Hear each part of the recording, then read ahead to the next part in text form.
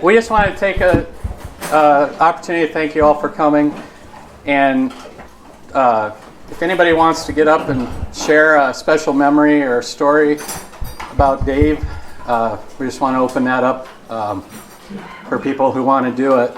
And I'll start one of my first ones. I think one of our traditions in our Peterson family at Christmas time, when we do our gift exchange, was that when the person was giving whoever their gift, Darcy and I were just talking, we think that Dave actually probably started it, that you'd have to kiss the person that you're giving the gift to. And lo and behold, there's a picture over here, down here, Dave giving me a kiss. So.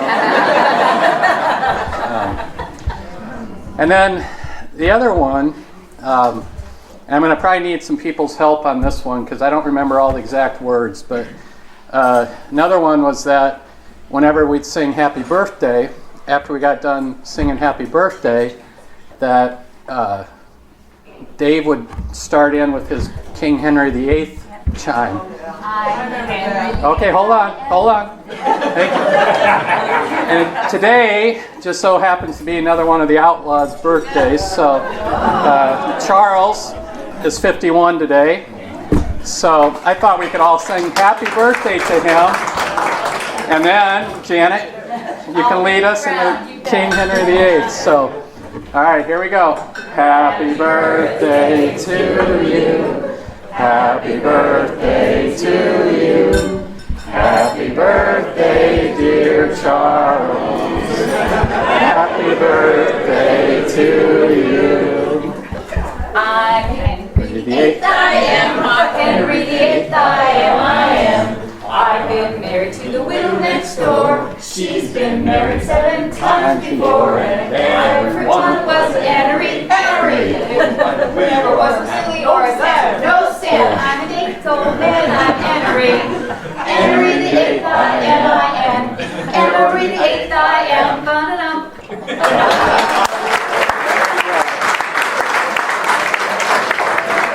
So, if anybody else has anything, you're free to stand up. If you want to come on up here, we got a mic or a little recorder here, and Jay's got the camera set up just so for the family and that to remember it by. So, again, thanks for coming, and please come up and share. We'd love to hear the stories.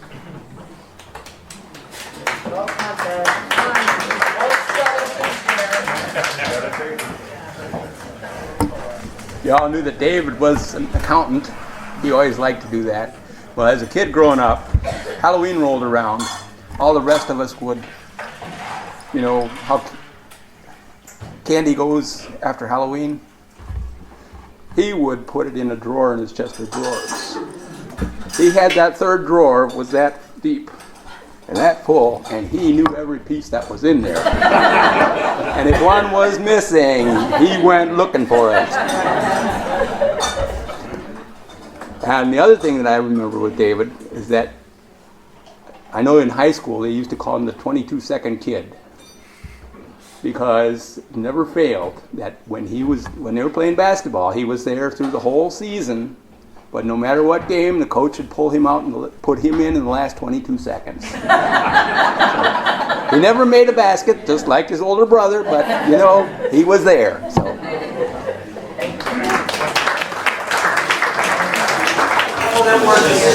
I started when I was in 4th grade washing dishes, and then I was able to move to being a server. And Dave told me it was in the best interest of the restaurant if I would not add up my own tickets. So then the other thing that I'm sure everybody knows and everybody's heard about, but he really, really did eat an entire banana cream pie at once. He was an incredible friend, the most kindest. To this day, we would get a call, a lot of us, for our birthdays. And then, of course, we'd be reminded, even though we forgot, what our license plate. Anyway, he will not be forgotten. If I'm correct, he just had a class reunion, and a couple of his classmates and rounded too. And they got to spend a lot of good time with him, not even a couple months ago. So I guess blessings do come, and he will be missed. And I'm so sorry for the loss.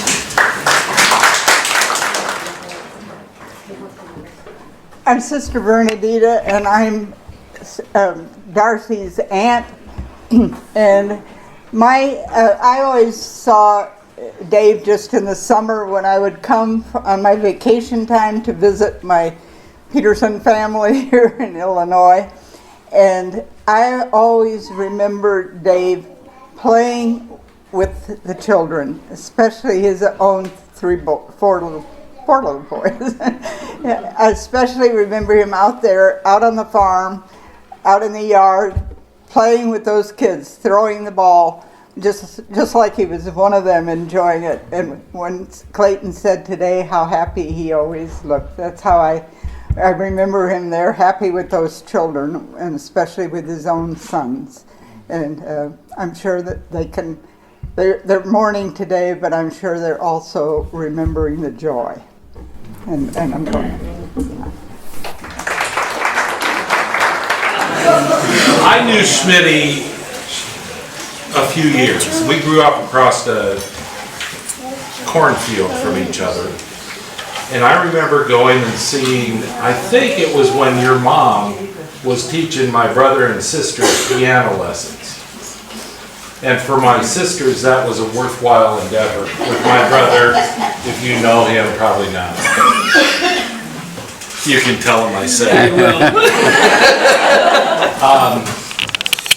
I got to tell you, I think I was maybe 3 or 4 years old, and so I went along and was playing outside with David, with Schmitty, and he had gotten a new truck for, I don't know, his birthday or Christmas or something. And you know, when you're 3 or 4, you're not sure you want to share with the other people. Okay, but he decided that it was okay, and quite honestly, that it led to a lifelong friendship. But who put the truck in the casket today? Why did you do that? Because he had this big collection of trucks at his house. Huge collection. Giant. The one time I was at your home in Hoffman Estates, I mean, there's trucks all over. I mean, around the room, right? Yeah, that truck That was his first one? Very well. So maybe that's the one we played with then. But the stories and memories of Schmitty for me go on. And I live in Atlanta now. And in the South, they would say of Schmitty, he's good people. And he was proud of his sons. He was proud of his family. He was just good people. So.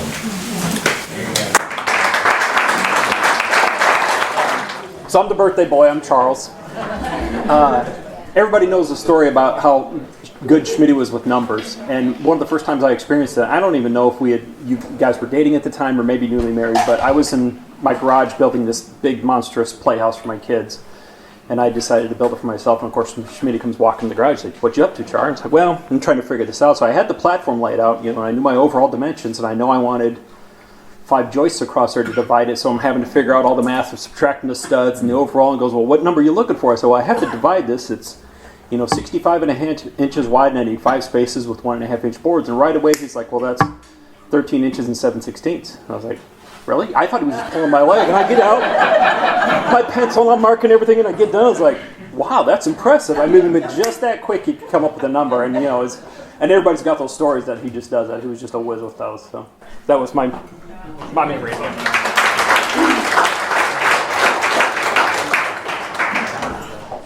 That example that Char just shared has passed on to Nathan. Nathan and Trevor are both woodworkers, and Nathan created a software application that his teacher put on the website to figure out board length when they're doing a spec sheet to do a woods project in their class. So he got that from his dad. So proud of him.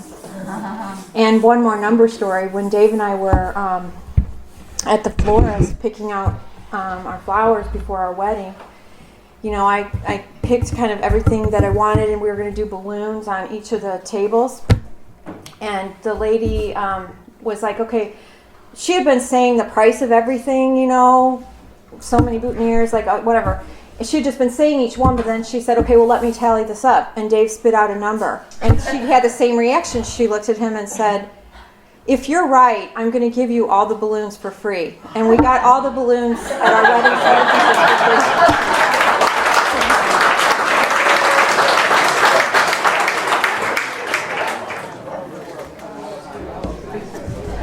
My name's Bob Kopus, and I actually grew up in this town, and this is the church where my mom and dad still go to church. Schmitty was a couple years older than I was in school, and I don't know how he does it, but Schmitty could always tell me, no matter how long it had been since I'd seen him, he could tell me what the license plate number was on my car. I see a lot of heads going, yep. And he could also tell me what my phone number was. No matter how many years it had been since we had talked, he knew all those things. I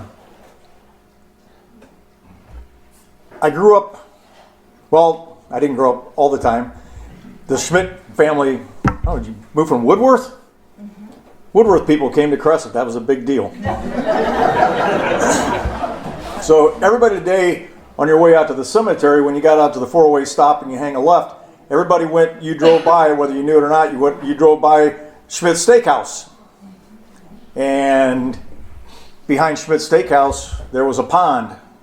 And there was only one backyard between my house and there. And so when we were kids, in the wintertime, we'd go play hockey on the pond. Mm-hmm. And when your feet got cold, everybody would go into the Schmidt house, get some feeling back in our feet, and then we're back out on the pond playing hockey again.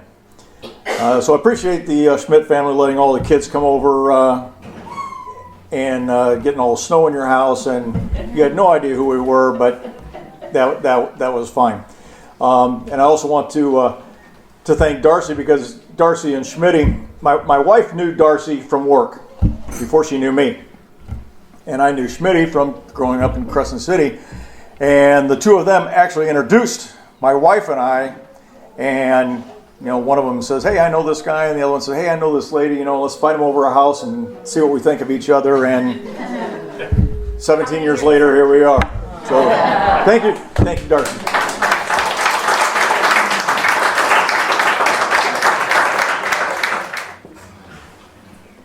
I'm Deb Gustafson. I'm a friend of the Schmidt family. And we have had the privilege of having Clayton in our home a lot this last year. He's attending Trinity, where my husband and I went. And we just, on a lark a couple of years ago, decided, well, what we knew is that there were kids that we knew from a camp that went there. And when we went to Trinity, you didn't get dinner. Supper, we call it back in Wisconsin, and I think here. Yeah, we didn't get fed on Sunday nights. So we asked a couple of these kids, would you like to come over to our house on Sunday night? Can't promise what we'll have. I'm not known for my domestic skills, but we will feed you. It will be something. And as a result of that, we can I bring my roommate? Can I bring my friend? Can I bring whoever? And then Clayton ended up being one of our Sunday supper kids. And so I think in many ways, all of us struggle as parents to do all the things that we want to do. And I'm sure David Darcy felt the same way about parenting, but one thing I for sure see in Clay that came from his dad was Clay also has a photographic memory. And he is smart beyond smart. I see his Trinity friends nodding over there. Are you guys coming for supper now? Is that what's going to happen? Okay. And I also see in Clay and his brothers just the ability to come back to joy, even in the midst of hardship and trial and difficulty. And so I think if that is his legacy in your life, I think that is a good one. And I know that what your dad would want for you is to be everything God created you to be. And I know that he would want you to maximize all the skills. And I see you, and I was weeping today at how proud I am of you. And I just think God's going to do great things through you, and I couldn't be prouder if you were my own son. I've known Clay since he was born, and it's just a privilege to have you in our lives. And boys, I love you guys, and I see all the hard stuff you've done in the last couple of years. And your dad's just, I know he's really proud and he's really excited to see you again one day. But between now and then, I know he would want you to just do everything you can to be the man that God intends you to be.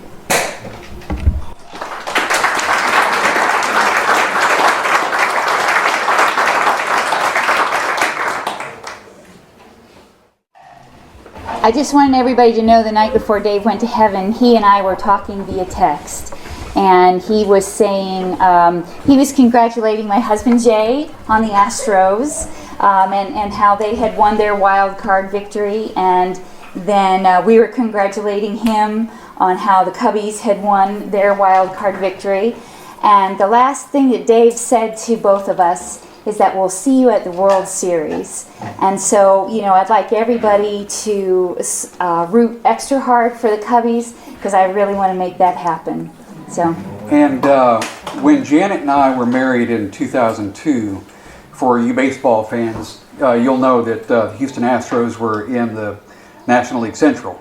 So that was always an interesting dynamic between Dave and I, because we would, you know, for the first couple of years, it was rooting for, all right, whose team is going to win last place? But in the past couple of years, both teams have steadily improved, and so even though the Astros aren't in it anymore, praying for the Cubbies. Yep. Go Cubs! And as a segue to that, I noticed today at the hotel when we were checking out, the headlines on the paper was, "Is it okay to pray for the Cubs?"